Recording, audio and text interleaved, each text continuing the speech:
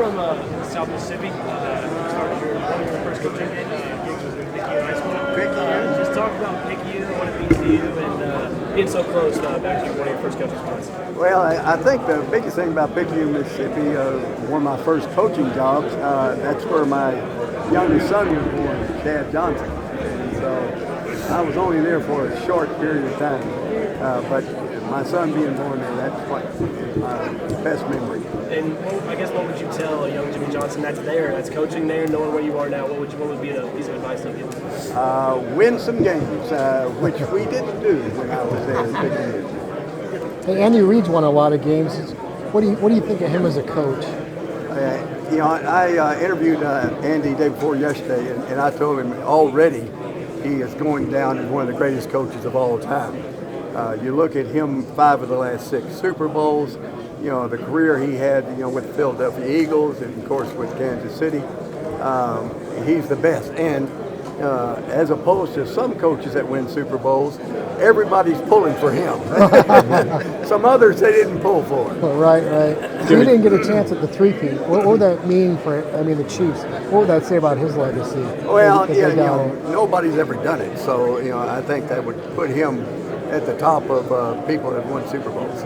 Thank you. Jimmy, what do you... Seems pretty assertive in their off-season rebuilding. I mean, they'll make a decision, move on, keep the guys. Who are you talking about now? Philadelphia. Okay. Does it remind you a little bit of when you came into the league, kind of how you looked at personnel and make a quick assessment, you move on, or you make them a key part? Well, I've got tremendous respect for Howard Roseman. He has been aggressive as far as picking up free agents. He was drafted extremely well. With their entire organization, they put together an outstanding team, as talented a team as there is in the NFL. Jimmy, with Houston, how close? They're close. C.J. Stroud, 2 years as a starter. What more do they need to take that next step? Oh, I think every year is different. As opposed to years ago, when you had a team and it stayed together for 8-10 years, every year is different. You lose, players through free agency, you draft players, and so you have to rebuild your team every single year. What are your thoughts on the Cowboys letting Mike McCarthy go and bringing in Schottenheimer to replace him? Well, I've got tremendous respect for both of them. Mike McCarthy did an outstanding job. I think he's an outstanding football coach. I'm surprised that he's not coaching this year. Right. But I wish Brian all the luck in the world. I texted him the other day and said, anything I can ever do, just give me a call. Ahead of the last Super Bowl in Phoenix, the Cowboys kind of made comments about the Eagles roster being built short term. Now there's been comments that they're looking at the Eagles in terms of how to build their roster. I was just kind of curious what you think about the Cowboys in terms of how they're approaching the salary cap, approaching their roster, Eagles roster. Well, I think every team has got unique problems as far as paying their players. Whether or not it be star players or trying to build a roster, and both of them have approached it the right way as far as keeping their great players. Right. Coach, all you do is win, and today I'm experiencing my first day in the media. Do you remember the first time? What was your first media gig? My first media gig? Well, when I was at the University of Arkansas as an assistant, we actually had a TV show. And so every week I would fly to Little Rock and do a coaching show. It was X's and O's and probably boring as hell. But then at Oklahoma State, of course, I had the Jimmy Johnson show. So that kind of got me ready for Fox NFL Sunday. Doesn't mean as a Super Bowl champion, as a national football champion, what would be your advice to me? Because I won a national football championship. How can I be a champion in media? What would your advice be to me? Well, I think studying it, one thing is just look at the people that are successful. And look at the programs that are successful. Learn from them. I mean, just like here, I've been doing this. We started Fox NFL Sunday 31 years ago. And when I get back to Florida, I replay the show. And just to see what kind of cutting, because you don't know, for instance, the directors and the producers, what shot they're showing. And so I think you can improve just by rewatching it and then talking to people that's done it before. Jimmy, what are you preparing for anything new that Fox is doing this year's Super Bowl in terms of game coverage, pregame show? Anything you guys are going to introduce? Well, in some ways, it's easier to do a Super Bowl than it is to do regular Fox NFL Sunday during the week because you've got to cover every game. So, everything has been said already about these two teams. And so trying to give something that's unique that the audience doesn't understand. The only thing is, I think a lot of people that watch the Super Bowl probably don't watch a lot of football year in the year. So you don't want to assume anything.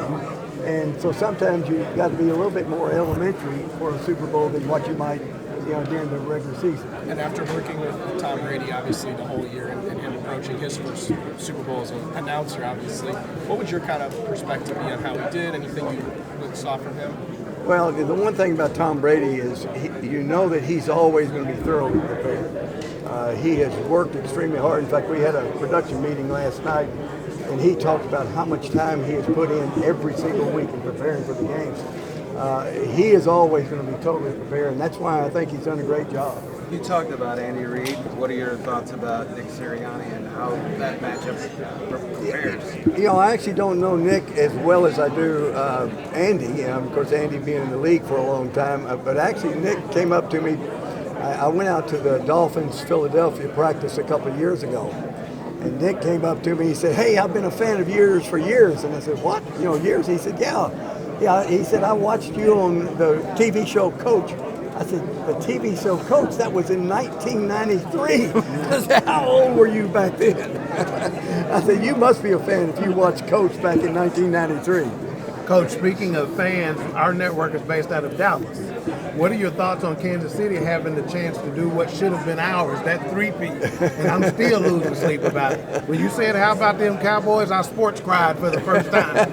Tell me your thoughts on Kansas City getting what should have been yours. Well, Kansas City has done a great job. And, of course, we did a Super Bowl a couple of years ago with Kansas City, and I told Patrick Mahomes, I said, "You're the greatest quarterback I've ever seen."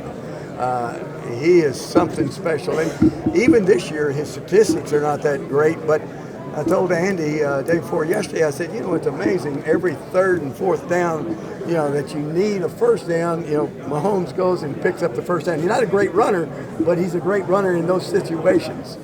Is there any doubt in your mind that if you and Jerry had not gone separate ways, that third season you could have won the Super Bowl?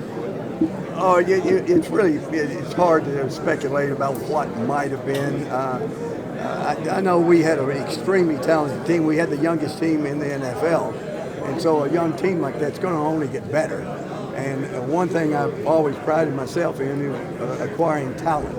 And in my opinion, I would have brought in some more players. Doug, you said you reached out to Brian. I know you said you reached out to Brian Schottenheimer. Yeah. And I know you and Jerry started to talk a little bit last year. Did he talk to you at all during the process and bouncing things off of you, or was it after the fact? Jerry and I've had quite a few conversations here over the last year, and actually been between Jerry and I, but everything's been very positive. I got a line question for you. Looking up Jared Goff, the new coordinator change, what impact do you think that will have on Jared Goff and the offense? Well, anytime you change coaches, there's going to be some changes and things to overcome. But I think Goff has been in this league long enough that he's going to know what he does well and what he doesn't do well, and so I'm sure that the new coordinator will adjust to that. 8 assistants. Don't you know to take Super Bowl winning How much is that? How tough is that, though? 8 assistants. Well, it's difficult when you get a new coaching staff. It takes time, especially early in the season. But Dan's, an outstanding coach. He'll have them doing it the right way. From your vision and talking about the personality of Jerry Jones, what colors do you think would fit with him at the Dallas Cowboys? Well, I'm hoping Brian Schottenheimer fits with Jerry Jones. And that way they can have some success. What does it take to be a Super Bowl winning coach? What does it take to be a Super Bowl winning announcer? Well, I think you've got to be prepared. The one thing that you don't want to do is you don't want to give out false information. And so you want to be accurate with your information. The other thing is, David Hill told me this when I first went to Fox 31 years ago. I said, "You want me to take a telestrator and do some X's and O's?" He said, "We're not in the X and O business. We're in the entertainment business." And so, throughout the week, fans see so many programs. There's so many talking heads there. So many people talking statistics and X's and O's and plays and defenses. By the time they get up to the game, they want to be entertained. And so that's one thing that we've tried to do with Fox NFL Sunday. Coach, your specialty was talent. I think that's one of your talents. What are 3 things you look for in a player when you're evaluating a player? number one thing I always look for any player, whether I be drafting a player or recruiting a player, was intelligence. I wanted smart football players. You look at the very first draft I had at the Dallas Cowboys, we had 4 academic All-Americans. Troy Aikman, Mark Sadnowski, Daryl Johnston, Tony Tolbert. And so smart players is one thing, and then obviously they got to be talented. But playmakers, gym rats, people that love the game. That's what I look for. What do you think is the key match of this Super Bowl? Well, I think there's a bunch of matchups. But I think one thing about A.J. Brown against McDuffie is going to be interesting because they're going to have to throw the football. But the other thing is you look at the defensive coordinators with Spagnuolo and Vic Fangio, 2 outstanding coordinators defensively. How much time do you invest in your preparation for the game? I mean, this Well, is an entertainment business. I'm a football freak, so I watch every football game that's ever on television. And throughout the week, we talk football, we talk to coaches, we watch every game.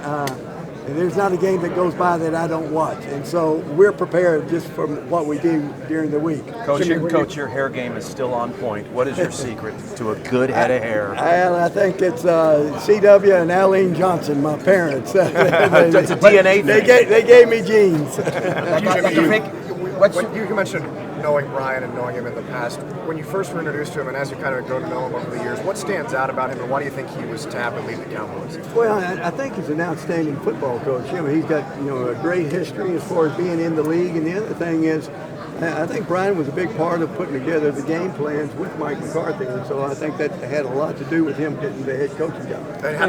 Last Cowboys question for me is just your breakup with Jerry back in the day and Luka being traded by the Mavericks. A lot of people who have been there through the years are comparing the two, saying this is the biggest thing in Dallas, the biggest split since you and Jerry. Is that? Well, I don't know. Competition now. There you have a little. I don't know that I would compare that because Luka is a talented individual. He can put the ball in the basket. That was an interesting trade, for everybody. What's your first Super Bowl memory? My first Super Bowl memory was I was 100% confident that we were going to win the ball game. And so my first memory was walking the field before the game and the Jets going over the top and knowing that I was going to have a ring on my finger later in that day. Jimmy, you've heard the players in the past talk about the importance of the speech the night before the Super Bowl from the head coach. Andy Reid is going through it very much again this weekend. Can you think back to the top press you had talking to the Cowboys team before the Super Bowls?